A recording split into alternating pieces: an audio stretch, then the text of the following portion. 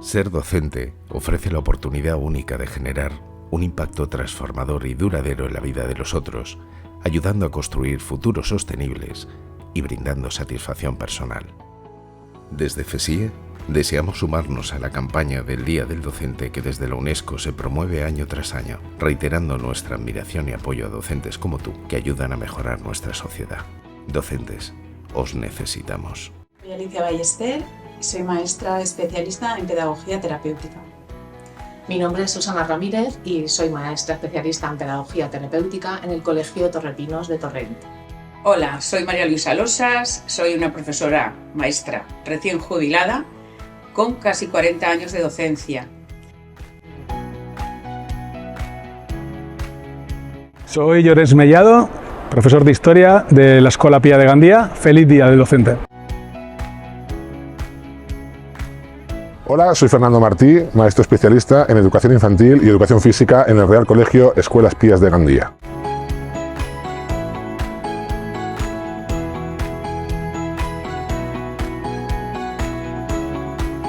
Esto pasa en FESIE Valencia.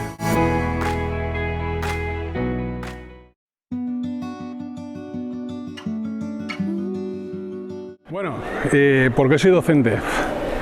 Pues soy docente, entre otras cosas, porque disfruto mucho cada vez que entro en el aula. O sea, cada vez que entro por la puerta y sé que me esperan los chavales y que tengo algo que hacer y que les va a ilusionar, me encanta. Porque llevo 22 años aquí ya y paso por la calle y la gente me saluda y mis exalumnos cruzan la calle para decirme hola y para saludarme, y es lo mejor que te puede pasar. Y tengo la suerte de trabajar en lo que me gusta y creo que por eso soy docente, porque esto hay que vivirlo. O sea, no es un oficio, esto es algo más. Hay que sentirlo con corazón y con ganas. Para mí, la parte más gratificante de ser maestra de educación especial es ese vínculo, esa conexión tan estrecha que se genera entre el docente y el alumno, y poder acompañarlos en primera persona a lo largo de todo su proceso de aprendizaje, de su desarrollo personal, y celebrar con ellos todos los logros, por pequeños que sean, y aunque algunos tarden mucho tiempo en llegar. Bueno, y que ser docente me ha permitido transmitir a todos mis alumnos todos mis conocimientos, todas mis enseñanzas, y sobre todo decir que la enseñanza parte del corazón para educar y enseñar a mentes pequeñas. Para mí la satisfacción viene dada en el acompañamiento de nuestros alumnos con necesidades educativas especiales para sacar lo mejor de ellos.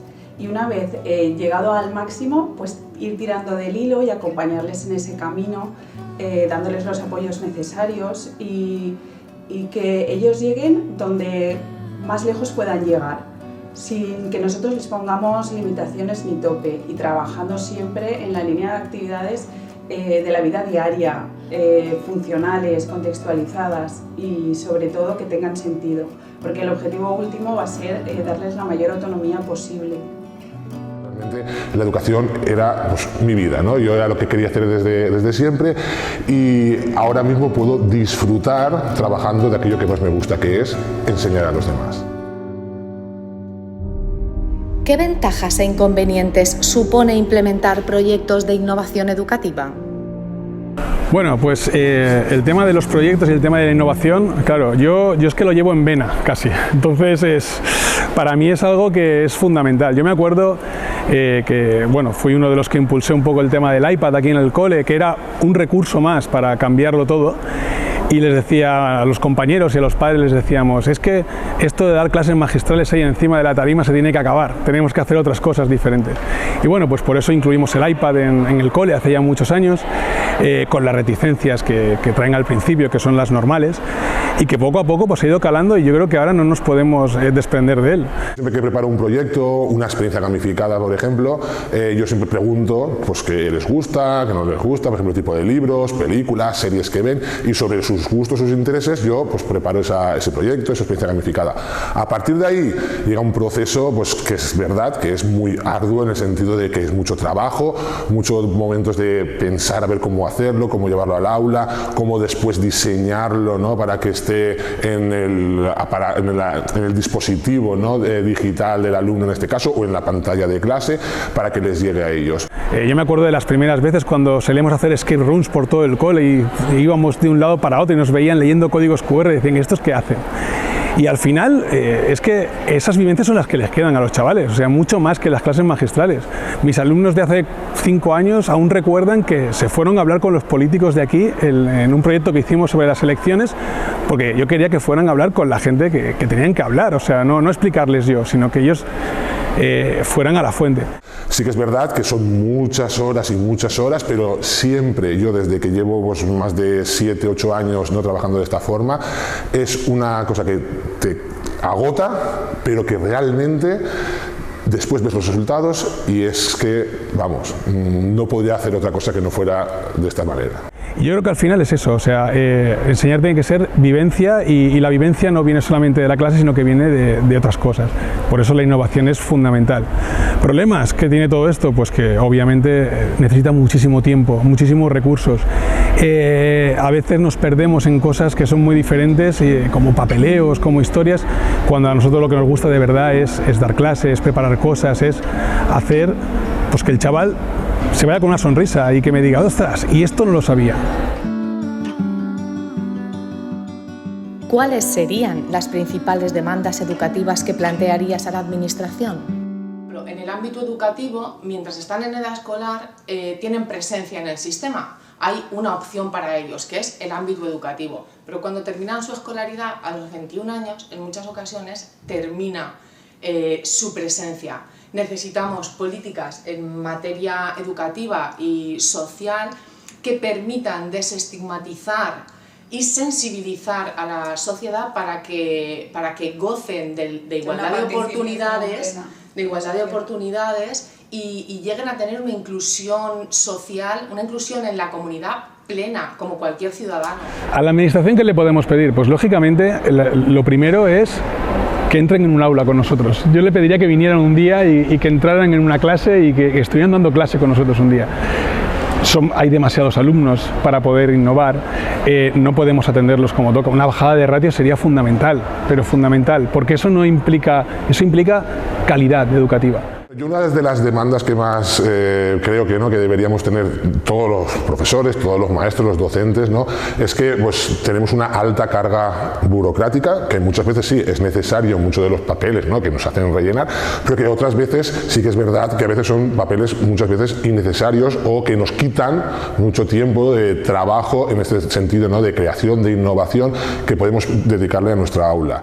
Y todo ello va encaminado a un objetivo, que es el de conseguir su desarrollo personal y también el empoderamiento en todas las etapas de su escolarización.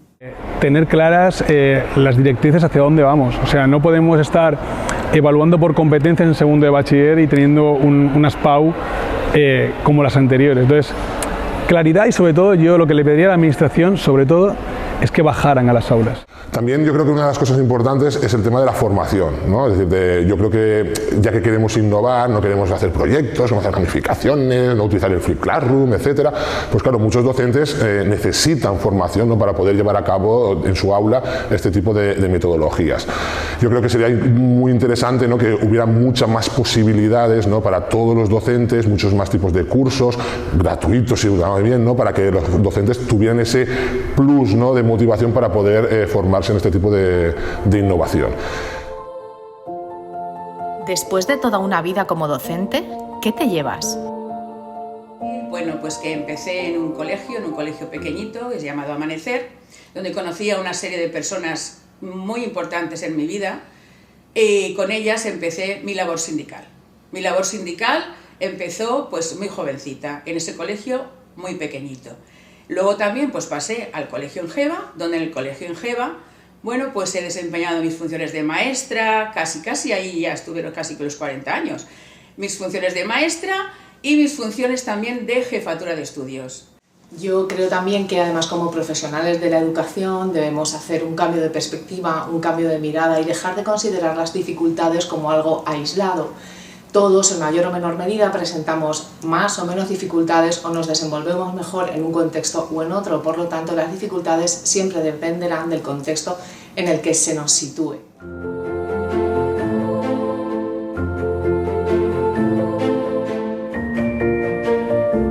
Creo que ser docente es la profesión más bonita del mundo, que es un acto de amor y de compromiso en acompañar al alumnado durante toda su escolaridad y dejar huella para toda su vida en sus aprendizajes. Hoy es un día para celebrar para todos aquellos que somos maestros por vocación, así que feliz Día del Docente.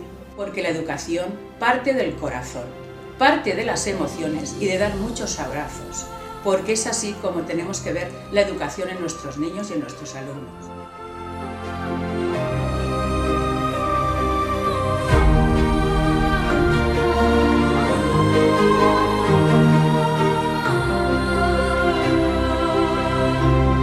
Esto pasa En CSIE Valencia.